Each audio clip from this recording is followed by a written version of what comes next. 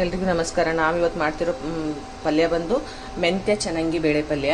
ಮೆಂತ್ಯನ ಮೆಂತ್ಯನ ನಾವು ತೊಳೆದು ಕಟ್ ಮಾಡಿ ಇಟ್ಕೊಂಡಿದ್ದೀನಿ. ಆಮೇಲೆ ಚೆನ್ನಾಗಿ ಬೇಳೆನ ಒಂದು 3-4 ಗಂಟೆ ನೆನೆಸಿಟ್ಕೊಂಡಿದ್ದೀನಿ.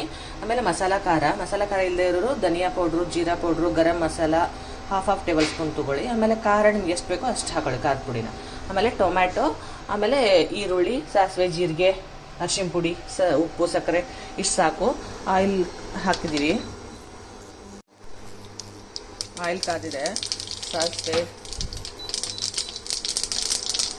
ಜೀರಿಗೆ ಹಾಕೊಳ್ಳೋಣ. ಕರಿಬೇವಿನ ಹಾಕ್ಬೇಕೇನಿಲ್ಲ, ಬಿಕಾಸ್ ಸೊಪ್ಪಲ್ಲಿ ಅಲ್ವಾ ನಡೆಯುತ್ತೆ. ಈರುಳ್ಳಿ ಹಾಕೊಳ್ಳಿ.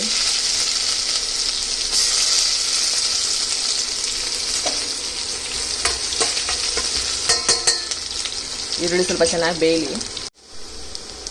ಈರುಳ್ಳಿ ಬೆಂದಿದೆ. ಇವಾಗ ಟೊಮೆಟೊ ಹಾಕೊಳ್ಳೋಣ.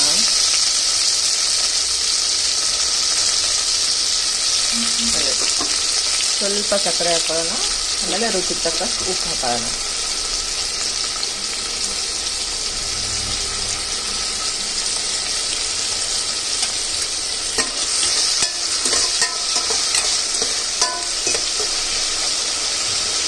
ಇದು ಟೊಮೆಟೊ ಸ್ವಲ್ಪ ಬೇಯಕ್ಕೆ ಬಿಡೋಣ.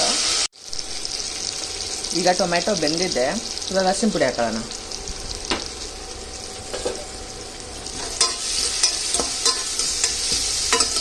ಅರಿಶಿನ ಪುಡಿ ಹಾಕೊಂಡ್ಮೇಲೆ ನಾವೇನು ತೊಳೆದು ಕಟ್ ಮಾಡಿ ಇಟ್ಕೊಂಡಿರ್ತೀವಲ್ವ ಮೆಂತ್ಯನ, ಅದನ್ನ ಹಾಕೊಳ್ಳಿ.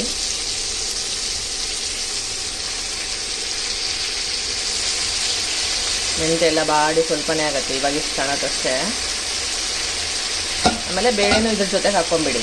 ಇದಕ್ಕೆ ಎಕ್ಸ್ಟ್ರಾ ನೀರು ಹಾಕ್ಬೇಕಂತ ಏನಿಲ್ಲ. ಈ ಮೆಂತ್ಯದಲ್ಲಿರೋ ನೀರು ಇರತ್ತಲ್ವಾ, ಆ ನೀರಿನ ಜೊತೆಗೆ ಬೆಂದ್ಕೊಂಡ್ಬಿಡುತ್ತೆ ಬೇಳೆ. ಈ ಚೆನ್ನಾಗಿ ಬೇಳೆ ಅಲ್ವಾ, ಬೇಗ ಬೇಯುತ್ತೆ ಇದು. ಇವಾಗ ಇದನ್ನ ಕಲಸೋಣ. ಖಾರ ಐತಲ್ವ, ಮಸಾಲೆ ಖಾರ, ಅದನ್ನು ಸೇರಿಸಿ ಎಣ್ಣೆಯಲ್ಲೂ ಹಾಕ್ಬೋದು, ಇವಾಗಲೂ ಹಾಕ್ಬೋದು. ನೋಡಿ, ಈಗ ಮೆಂತ್ಯದಲ್ಲಿರೋ ನೀರೆಲ್ಲ ಬಿಟ್ಕೊಂಡು ಅದೇ ನೀರಿಂದ ಹೆಂಗೆ ಬೇಯ್ತಾ ಹೋಗುತ್ತೆ ಬೇಳೆ, ಇದೇ ಥರನೇ ಸ್ವಲ್ಪ ಮೀಡಿಯಮ್ ಫ್ಲೇಮಲ್ಲಿಟ್ಟು ಬೇಯಿಸ್ತಾ ಹೋಗಿ. ನೀರೆಲ್ಲ ಹೋಗಬೇಕು, ಅಲ್ಲಿವರೆಗೆ ಬೇಯಿಸಿ. ಸ್ವಲ್ಪ ನೀರೆಲ್ಲ ಕಡಿಮೆ ಆಗಿದೆ ಅನಿಸಿದಾಗ ಫುಲ್ ಲೋ ಫ್ಲೇಮಲ್ಲಿಟ್ಟು ನೀರೆಲ್ಲ ಹೋಗೋವರೆಗೆ ಬೇಯಿಸಿ. ತಳ ಹೊತ್ತತ್ತೆ ಅವಾಗವಾಗ ಈ ಥರ ತಿರುಗಾಡ್ತಾ ಇರಬೇಕು. ನೋಡಿ, ಇವಾಗ ಲಾಸ್ಟಲ್ಲಿ ನೀರೆಲ್ಲ ಹೋಗಿ ಈ ಥರ ಆಗತ್ತೆ ಪಲ್ಯ. ಇದನ್ನು ಚಪಾತಿ, ರೊಟ್ಟಿಗೆಲ್ಲ ತಿನ್ಬೋದು. ತುಂಬ ಹೆಲ್ದಿ.